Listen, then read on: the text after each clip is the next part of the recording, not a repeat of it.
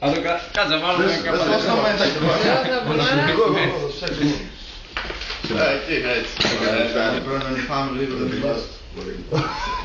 Δεν πέφτουν. Φτιάχνουμε φουτσιάρι σπάκι. Δεν πέφτουν. Έλα, πότε θα μας βάλεις με δίκτυα φωτογραφίες, κοιτάξτε τι φωτογραφίες έχουμε. Άρα ένα τύρο δεν έχουμε. Τι αυτό το μοντάζ. Να σου πω. Να ανάψω πρώτα αυτά. Ναι, μωρέ, κάνε. Πότε έφερε, πότε.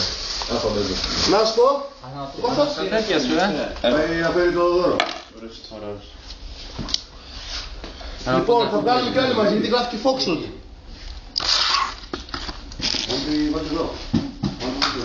Έχει πάρει γρασία. Φτάνει. Θα έκανε σε αυτή.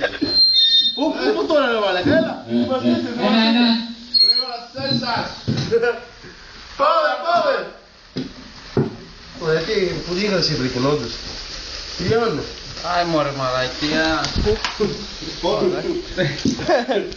Μουλότο. Βίντεο του. Έλα. Πάμε. Να ζήσεις χρόνια πολλά. Μεγάλη θα γίνεις με άσπρα μαλλιά. Παντού να σκορπίζεις, τις νιώθεις το φως. Και όλοι να λένε να είναι σοφός. Κάπου εδώ πέρα το πόδι. Όλοι είμαστε, βρισκόμαστε στο Studio Foxtrot. Το λέει. Ναι, Ωραία Foxtrot. του μάνια. Έλα, πού είναι τα καπιρούνια.